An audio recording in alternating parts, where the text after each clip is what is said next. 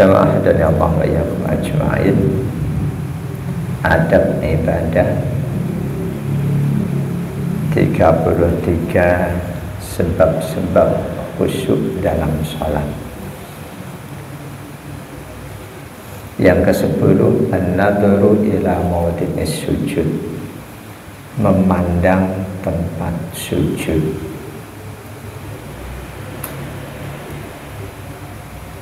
Memandang tempat sujud, itulah yang dicontohkan oleh baginda Nabi Sallallahu Alaihi Wasallam berdasarkan hadis-hadis sahih.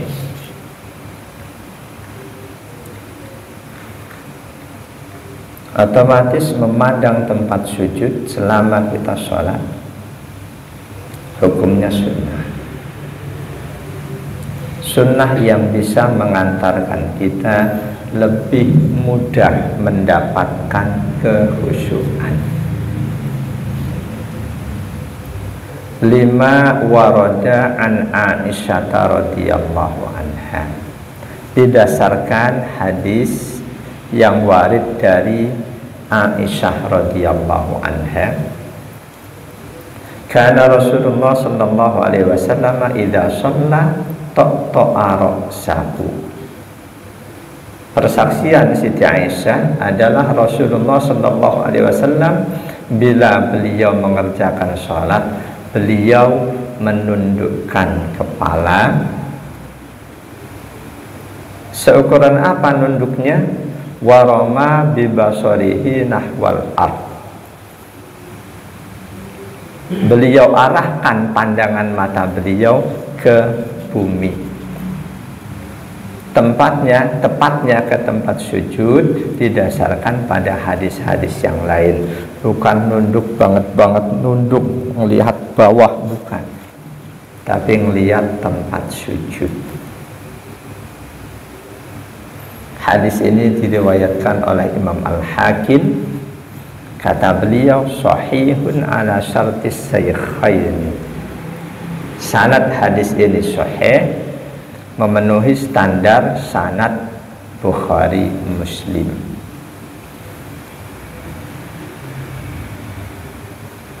Walima juga didasarkan informasi lain.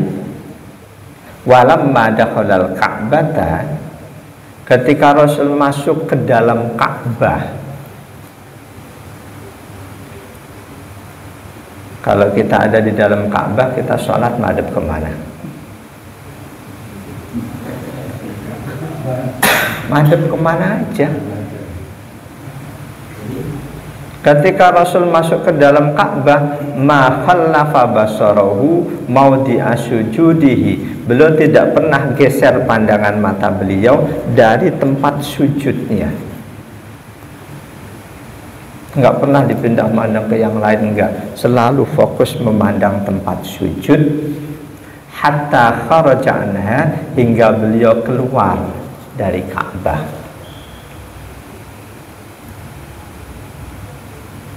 Hadis ini juga riwayat Imam Al-Hakim dan sanadnya sesuai standar Al-Bukhari dan Muslim. Jadi Rasul sholat senantiasa memandang ke bawah, tepatnya ke tempat sujud.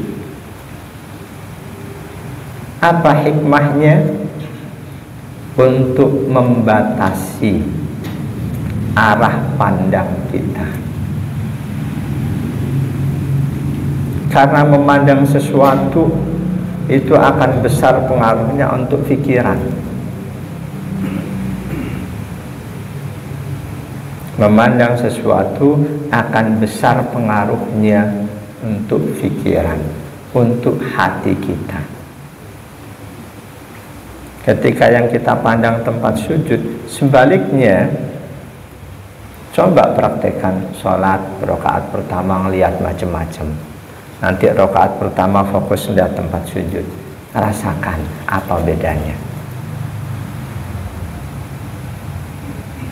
Kita pandang tempat sujud, kalau toh pikiran kita kadang lepas, tapi akan kembali ingat sholat. lebih banyak ingat sholatnya dibanding hal lain di luar sholat ketika pandangan mata kita fokus ke tempat sujud. Sebaliknya ketika memandang apalagi celingukan kanan kiri, akan lebih lupanya dengan sholat, lebih sering lupa daripada ingatnya. Itu hikmah kenapa Rasul mencontohkan dalam sholat memandang tempat sujud. Bahkan Rasul mengecam dan mengancam orang yang sholat matanya mandang kemana-mana, khususnya ke atas, mandang ke langit, langit atau langit-langit. Itu dikecam oleh Rasul. Hadisnya sahih, bahkan riwayat Imam Bukhari. An Qatadah radhiyallahu anhu anna Anas bin Malik haddatsahu, dari Qatadah radhiyallahu anhu bahwa sahabat Anas bin Malik menyampaikan hadis kepada mereka, Qatadah dan lain-lain. Qala, berkata sahabat Anas, qala Nabi sallallahu alaihi wasallam, bersabda Nabi sallallahu alaihi wasallam, ma balu aqwamin yarfa'una absarahum ila samai fi salatihim. Itu orang-orang itu ada apa sih? Ngapain mereka lagi sholat kok ngelihat ke langit? Kenapa mereka lakukan itu? Di kalimat berikutnya kata sahabat Anas bin Malik, nada Rasul lebih tinggi. Fastadda qawluhu fi dzalik. Ketika beliau mengulangi kalimat tadi, kata sahabat Anas, suara beliau lebih keras. Kalimat yang diucapkan pun lebih mengancam. Hatta qala, kata sahabat Anas, Rasul bersabda, layan tahunna an dalika aw la tukhtafanna absaruhum. Hentikan kebiasaan sholat memandang ke atas, atau jika tidak mata mereka akan disambar. Rasul nggak jelasin disambar apa. Boleh jadi disambar oleh setan, selanjutnya pasti mereka nggak khusyuk dalam sholatnya. Bisa jadi juga disambar kilat. Hentikan kebiasaan mereka sholat memandang ke atas, atau jika tidak pandangan mata mereka akan disambar. Ini nada kecaman dari Rasul Shallallahu Alaihi Wasallam untuk orang-orang yang sholat memandang ke atas. Hadis ini diriwayatkan oleh Imam Ahmad, Imam Al-Bukhari 750, Imam Abu Dawud dan Imam An-Nasai. Bahkan Imam Muslim pun meriwayatkan hadis dengan perbedaan redaksi. Redaksi tadi Imam Bukhari memandang ke atas selama sholat, yang Imam Muslim memandang ke atasnya itu di saat doa tasyahud. Sumbernya beda. Hadis Bukhari sumbernya dari sahabat Anas bin Malik, hadis Imam Muslim dari sahabat Abi Hurairah radhiyallahu anhu. Anna Rasulullah sallallahu alaihi wasallam qala, kata sahabat Abu Hurairah radhiyallahu anhu, bahwa Rasul sallallahu alaihi wasallam bersabda, la yantahiyanna aqwamun an raf'ihim absarahum inda du'a'i fi sholati ila sama aw la tukhtafanna absaruhum. Layan tahiyanna aqwamun, hendaklah orang-orang itu menghentikan benar-benar menghentikan an raf'ihim absarahum inda du'a fis sama, menghentikan kebiasaan mereka di saat tasyahud memandang ke langit. Hentikan itu. Atau jika tidak, latuh tofanna absaruhum, ancamannya sama, pandangan mata mereka akan disambar, bisa oleh kilat, bisa oleh setan. Disambar, diambil, setan masuk, selanjutnya setan masuk ke dalam hatinya. Hadis ini diriwayatkan oleh Imam Muslim 995 dan Imam An-Nasai. Jamaah dan Allah wa iyyakum ajma'in.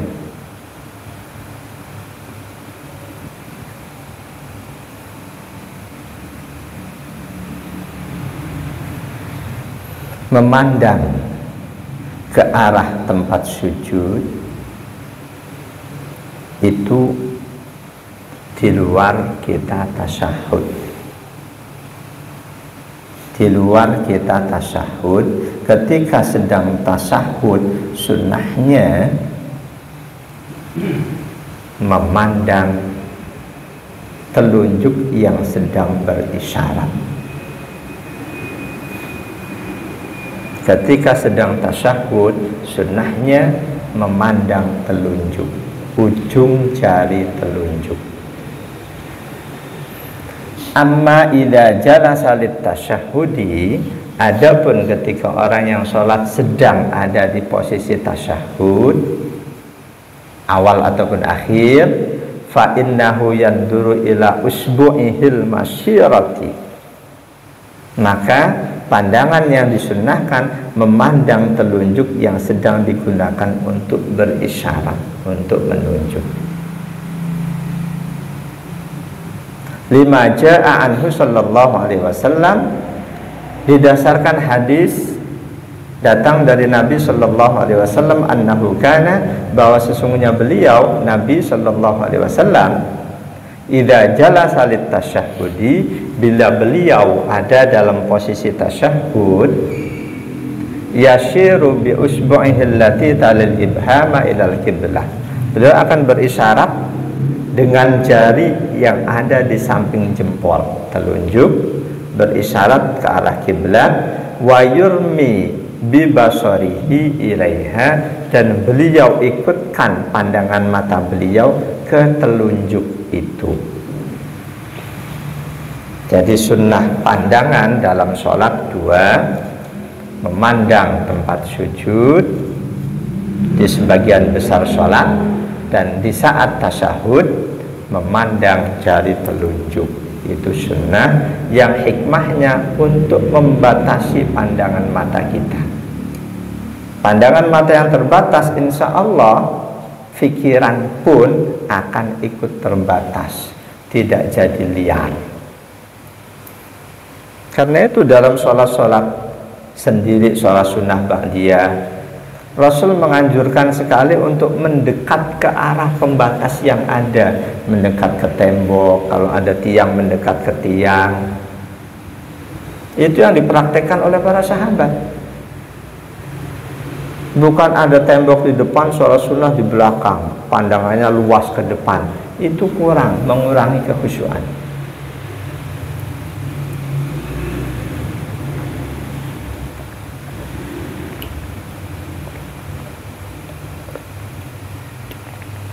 Hadis lengkapnya bahwa ketika sedang tasyahud, arah pandang sunnahnya memandang jari telunjuk.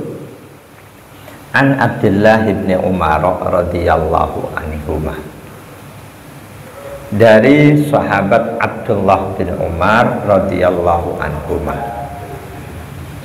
annahu ra'a rajulan yuharrikul hasa biyadihi. Suatu hari sahabat Abdullah bin Umar melihat ada seseorang mempermainkan batu kecil kerikil, wa huwa fis shalah, padahal dia lagi sholat. Ini paling tidak karena yang melihat Umar berarti ini tabi'in. Walaupun ada kemungkinan sahabat lain. Lagi sholat, tangannya mempermainkan kerikil. Sekarang ada nggak yang begitu?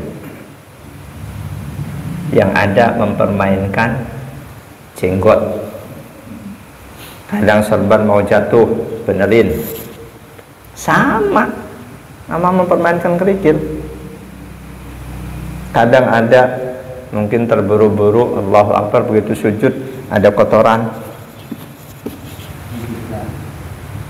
Cuma dulu di masa sahabat yang ada orang mempermainkan kerikil padahal dia lagi sholat. Disaksikan oleh sahabat Abdullah bin Umar. Apa yang dilakukan oleh sang sahabat utama ini? Beliau salah satu sahabat yang banyak meriwayatkan hadis. Dan sudah tentu apa yang beliau lakukan ini menjadi pelajaran buat kita. Andaikan kita mengalami hal yang sama, kita menyaksikan ada seseorang sholat kok mempermainkan sesuatu dalam sholatnya. Ada orang sholat mainin jenggot terus, mungkin jenggotnya melengkung pengen lurus atau apalah, atau pecinnya kurang pas, dipas-pasin, diangkat, benerin lagi. Apa yang dilakukan oleh sahabat Abdullah bin Umar ketika melihat seseorang sholat mempermainkan kerikil, batu kecil, al-hasoh?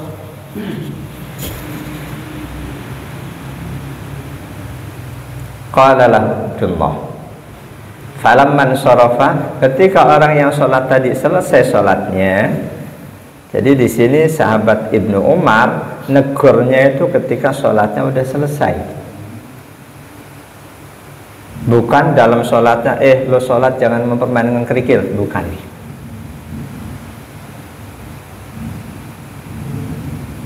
Andaikan negurnya di saat orang itu masih dalam sholatnya, boleh nggak?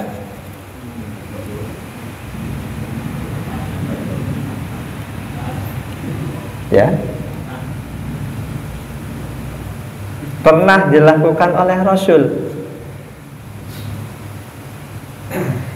Namun hadis Rasul menegur orang sholat di dalam sholatnya, hadisnya diperselisihkan.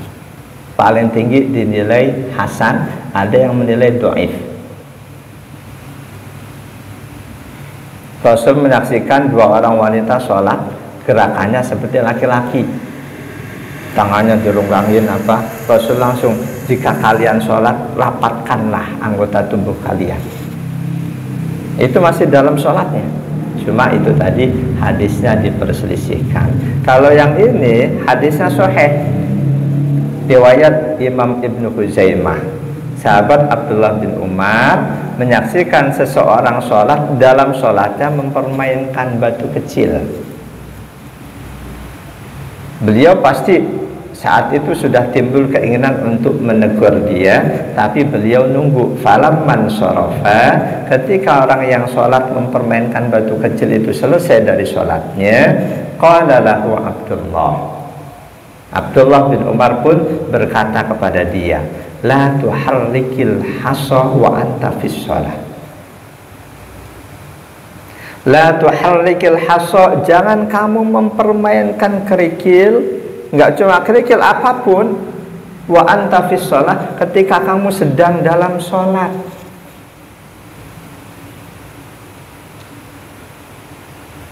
Nah itu kalau ada orang sholat kok HP bunyi, dibuka, buka satu WhatsApp, ternyata ada yang lain, dibaca. Saya nggak tahu itu dalil yang membenarkan perilaku seperti itu apa.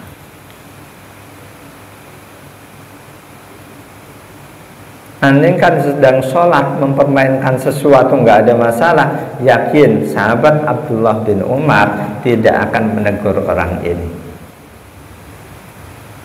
La tuharrikil hasa, jangan kamu menggerak-gerakkan kerikil, mempermainkan kerikil wa anta fis shalah, ketika kamu sedang sholat. Fa inna dzalika minasyaiton. Karena perilaku seperti itu bagian dari bujuk rayu setan, bagian dari hal yang diinginkan oleh setan. Sholatnya batal atau tidak? Tidak batal. Buktinya orang ini tidak disuruh mengulang sholatnya. Yang pasti nggak ada nilainya, karena itu menggambarkan ketidakkhusyuan.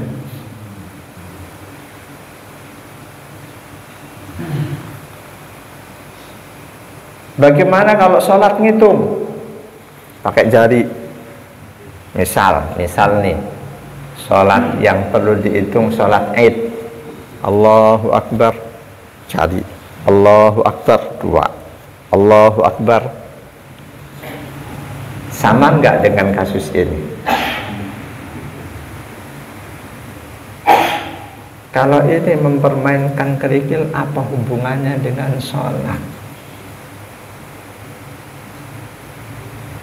Kita sholat ngitung, bukan nggak boleh. Kita ngitung, inget-inget rokaatnya udah berapa nih? Boleh. Ngitung takbir intikal, sholat id udah berapa kali? Inget-inget 5 kurang 2. Boleh.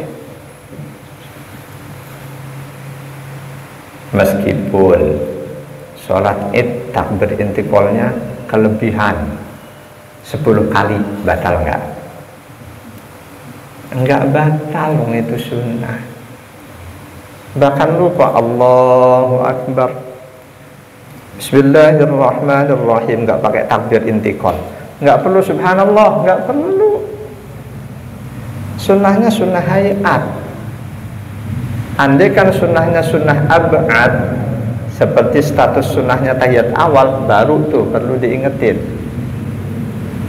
Jadi takbir ada takbiratul ihram, ada takbir intikal, takbir yang itu salat id takbir ziyadah. Intikal yang perpindahan dari satu rukun salat ke rukun yang lain. Jadi nama-nama takbir, takbiratul ihram, takbir intikal, takbir ziyadah. Dari semua takbir itu yang wajib cuma takbiratul ihram, yang lain semuanya sunnah hayat. Jadi imam sholat id nggak perlu takut banget tar takbirnya kelebihan, nggak perlu.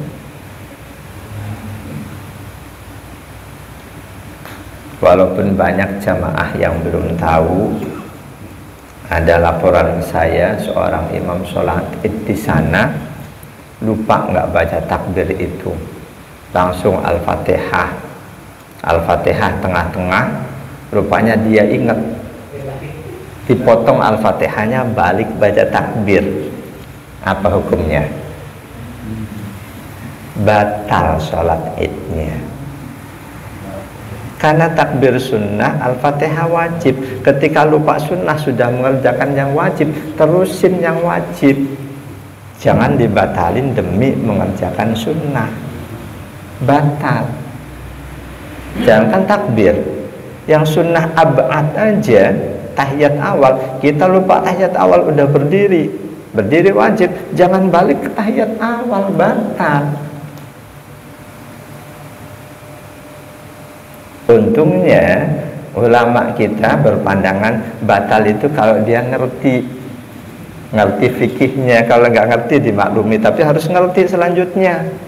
Jangan nggak ngerti terus. Jadi imam rawatib kok nggak ngerti terus urusan itu, harus tambah ilmunya. Jadi sahabat Abdullah bin Umar menyaksikan seseorang sholat mempermainkan kerikil.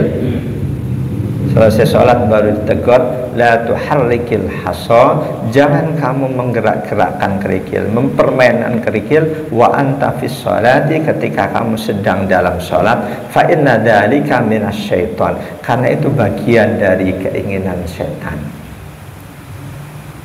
Walakin tetapi isna' kama kana Rasulullah sallallahu alaihi wasallam yasna'u. Tetapi lakukanlah seperti yang dilakukan oleh Rasul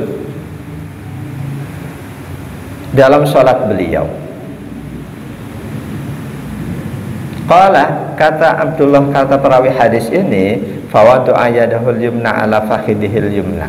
Jadi si rajul tadi mempermainkan kerikil ketika sedang tasyahud. Salah satu tangannya menggerak-gerakkan kerikil. Lakukan seperti yang dilakukan oleh Rasul. Terus sahabat Abdullah bin Umar mencontohkan. Beliau duduk, fawadu ayadahul yumna ala fakhidihi, beliau letakkan tangan kanan di atas paha kanan. Wa asyara bi usbu'ihi allati talil ibham, beliau nunjuk dengan jari telunjuk, menunjuknya ilal kiblati, ke arah kiblat. Waroma bibasorihi ilaiha aw nahwahu, dan beliau arahkan pandangan mata ke jari telunjuk. Summa qala, ketika selesai, qala, beliau sahabat Abdullah bin Umar berkata, hakadha ra'aitu Rasulullah sallallahu alaihi wasallam yasna'u. Seperti inilah dulu aku saksikan Rasulullah sallallahu alaihi wasallam dalam sholat beliau.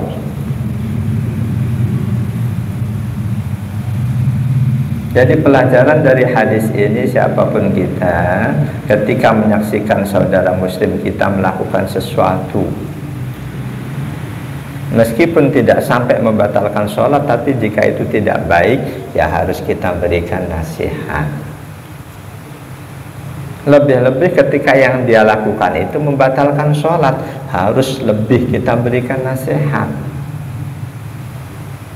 Kalau yang dia lakukan itu hal yang membatalkan sholat, tapi dia lakukan karena dia nggak ngerti, sedangkan kita sudah tahu bahwa itu membatalkan sholat, kita diem aja, resiko di hari kiamat nanti ketika dia menghadap Allah nggak ada pahala sholatnya.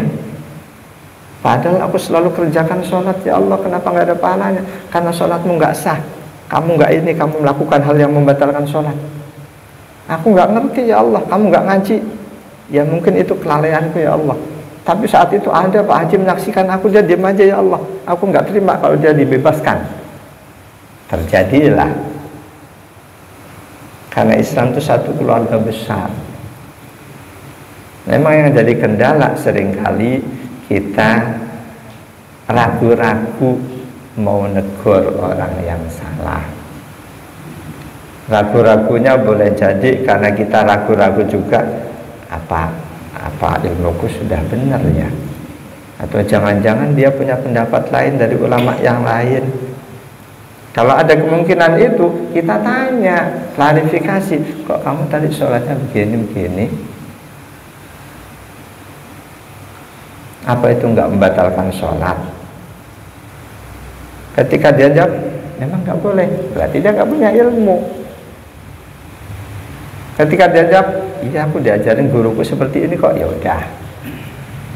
Kalau udah ngomong seperti itu, guruku mengajari aku seperti ini, kalau toh itu salah, nanti gurunya yang tanggung jawab.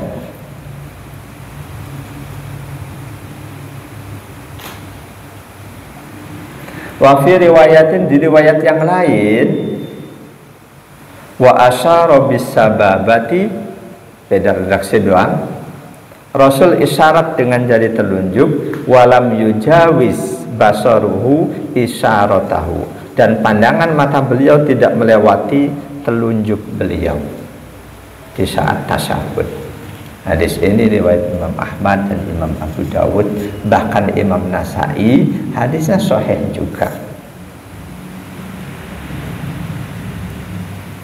Jamaah dan Allah wa iyyakum ajma'in. Berkaitan dengan pandang memandang, kalau kita perhatikan praktek sholat di tengah masyarakat, ada masalah. Dan masalah ini merasuk ke dalam hati sebagian orang-orang yang sholat, yaitu ma hukmu igmadil ainain fis sholati.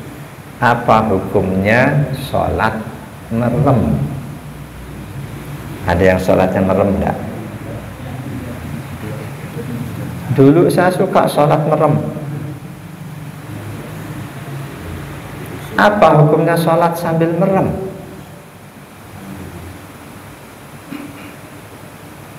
Khususan wa annal mar'a qad yahissu bimazidin minal khusyu'i idza fa'ala dzalik. Ada yang sholat merem tuh karena dia merasa lebih khusyuk kalau merem.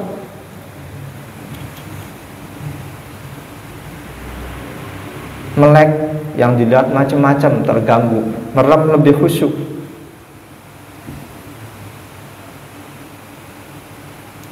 Jawaban dari pertanyaan itu, anna dzalika mukhalifun lis-sunnah. Hukum asalnya sholat merem itu menyalahi sunnah Nabi. Karena Nabi perintahkan kita sholat memandang tempat sujud. Kalau merem nggak disebut memandang. Jadi sholat merem hukum asalnya itu menyalahi sunnah Nabi.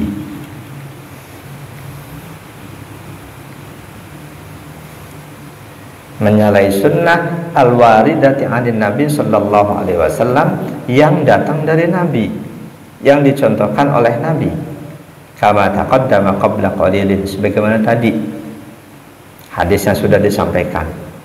Rasul kalau sholat memandang tempat sujud atau memandang ujung jari telunjuk.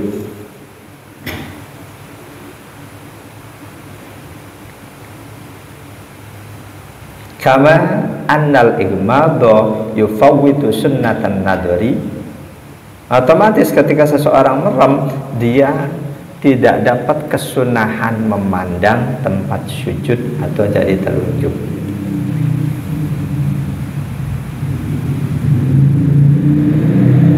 Memandang tempat sujud atau jari telunjuk hukumnya sunnah. Ketika merem berarti tidak melaksanakan sunnah. Tidak melaksanakan sunnah, dosa tidak? Tidak dosa. Karena itu merem, kalau dia bilang sholat merem haram, itu keterlaluan. Nggak bisa berfatwa dia. Mau memandang tempat sujud berarti melek itu sunnah, kok merem lawan katanya kok dibilang haram. Lawan kata sunnah itu apa? Makruh.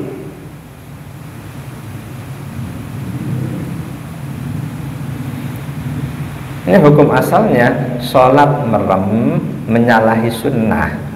Sunnahnya suruh melek, suruh memandang tempat sujud, kok merem, menyalahi sunnah, makruh. Walakin tetapi hunaka syai'un minat tafsiri.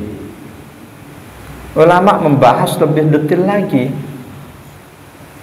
fil mas'alah, di dalam masalah sholat merem ini. Fal nada'il medana lil farisi walin fas wal nafsah al makana lil allamah Abi Abdullah Ibnul Qayyim yubayyinul amra yujallihi. Kata penulis kitab ini, kita luangkan waktu sedikit untuk melihat, memahami apa yang sudah dijelaskan oleh al-allamah Abi Abdullah Ibnul Qayyim al-Jauziyah. Qala rahimahullahu ta'ala, berkata beliau Ibnul Qayyim rahimahullahu ta'ala, walam yakun min hadihi sallallahu alaihi wasallam tagmidu ainaihi fis shalah. Memeramkan, memejamkan kedua mata dalam sholat, yang pasti itu bukan petunjuk Rasul, bukan contoh dari Rasul. Waqad taqaddama annahu kana fit tasyahhudi yumi'u bi basarihi ila usbu'ihi fid du'a. Hadis-hadisnya sudah lalu bahwa Rasul dalam tasyahud mengarahkan pandangan mata beliau ke ujung jari telunjuk.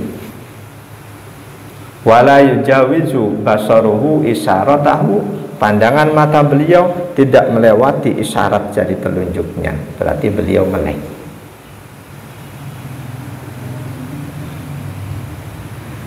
Waqad yadullu ala dzalika maddiyadihi fi salatil khusuf liyatanawalal unquda lamma ra'al jannah.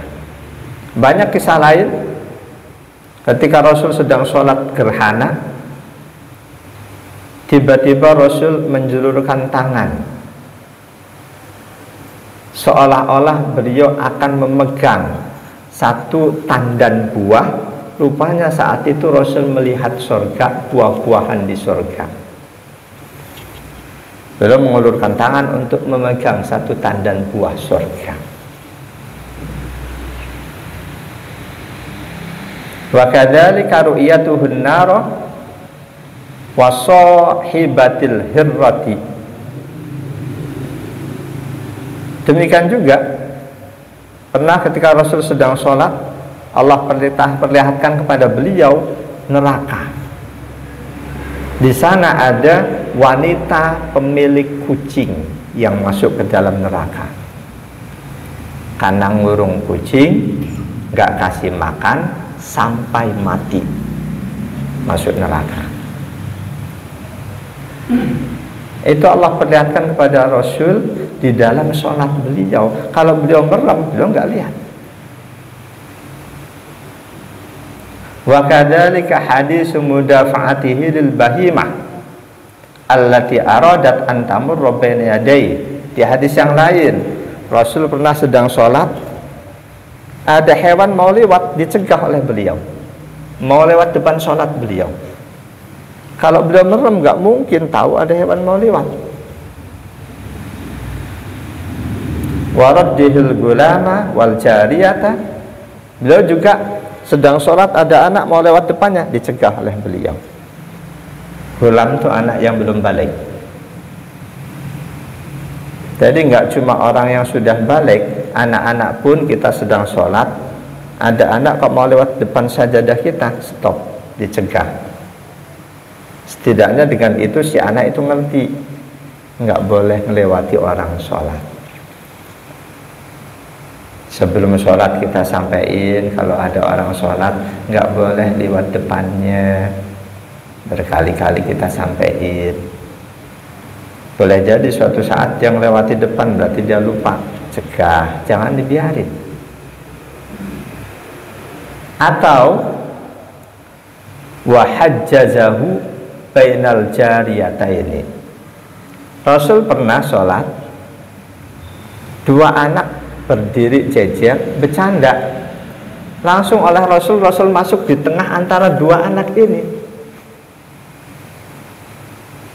Ini yang dijadikan dalil bahwa sebaiknya anak-anak itu tidak dikumpulin anak-anak semua, tapi ada baiknya taruh di tengah-tengah, diselipin di antara saf dewasa. Tujuannya pasti kita bisa tahu untuk mencegah mereka guyonan, bercanda. Walaupun dalam hal itu ada khilafiyah. Khilafiyahnya banyak ulama yang berpandangan saf anak-anak jadi satu di belakang saf dewasa. Saf wanita di paling belakangnya lagi. Ada yang berpandangan seperti itu.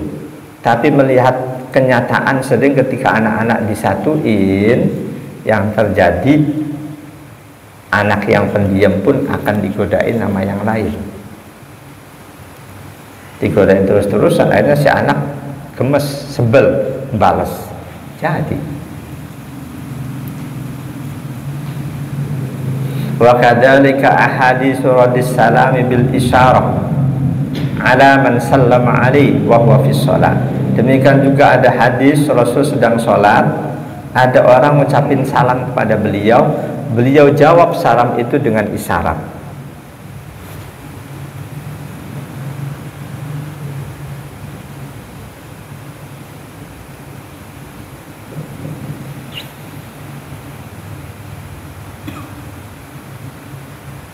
Jadi banyak hadis-hadis yang memperlihatkan bagaimana Rasul sholat itu selalu membuka mata, melek. Fahadihil ahadisu wa ghairiha yustafadu min majmu'iha al-ilma bi annahu lam yakun yaghmidu ainaihi fi shalah. Semua hadis-hadis tadi bisa diambil faedah, bisa diambil sebagai ilmu bahwa beliau Rasulullah Sallallahu Alaihi Wasallam tidak pernah sholat sambil memejamkan mata. Beliau gak pernah memejamkan mata.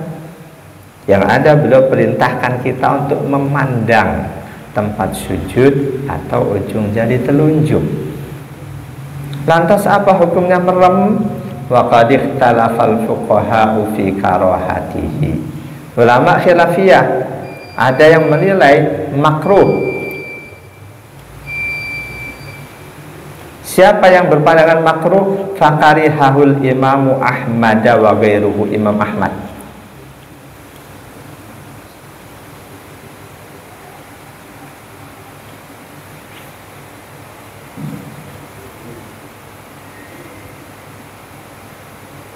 Apa? Motor ada yang megang?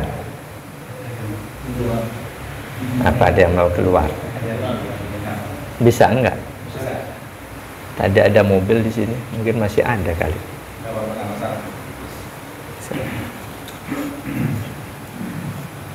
Jadi Imam Ahmad dan beberapa ulama lain berpandangan sholat merem makruh. Makruh. Bahkan waqalu, beliau-beliau ini berkata huwa fi'lul Yahudi, itu pola ibadahnya orang Yahudi.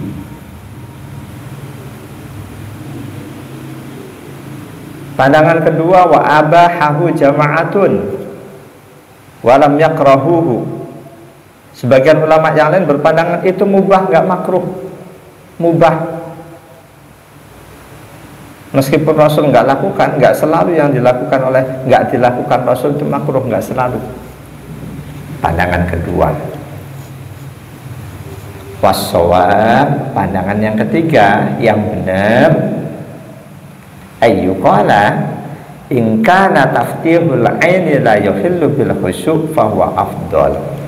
Jika melek tetap bisa khusyuk, ini yang lebih afdal. Jika melek tetap bisa khusyuk, itu lebih afdal. Wa in kana yahulu bainahu wa bainal khusyu'i, sebaliknya jika melek kok menjadi sebab kehusyuannya terganggu,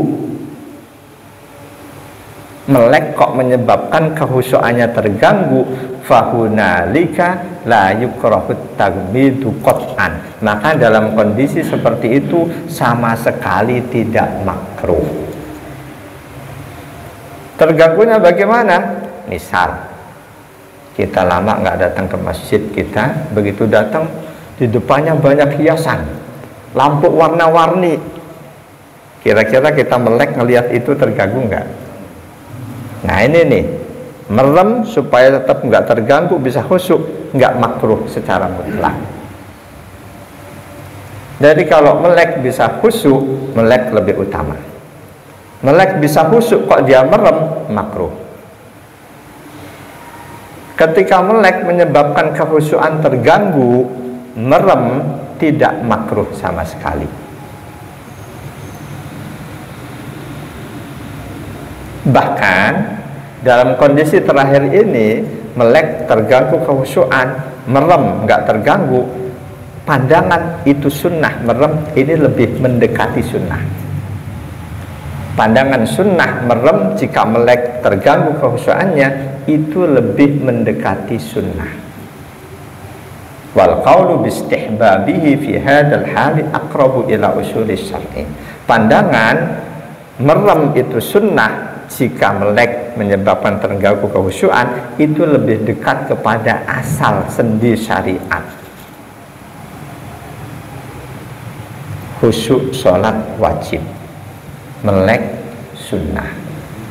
Ketika gara-gara menjalankan sunnah yang wajib kekhusyuan hilang, sudah tentu tinggalkan yang sunnah demi, ini logikanya, tinggalkan yang sunnah demi mendapatkan yang wajib. Jadi khusyuk sholat itu wajib diusahakan. Ya, kesimpulan ini ada dalam kitab Zadul Ma'ad juz 1 halaman 293. Wa bihada yatabayyanu anna sunnata adamul ihmadi. Dari sini bisa disimpulkan bahwa sunnahnya memang betul melek, tidak merem. Illa idza da'atil hajatu li talafi amrin yadurru bil khusyuk, kecuali jika melek menyebabkan khusyuk tidak tercapai, maka merem tidak makruh, bahkan mendekati sunnah. Wallahu a'lam bishawab.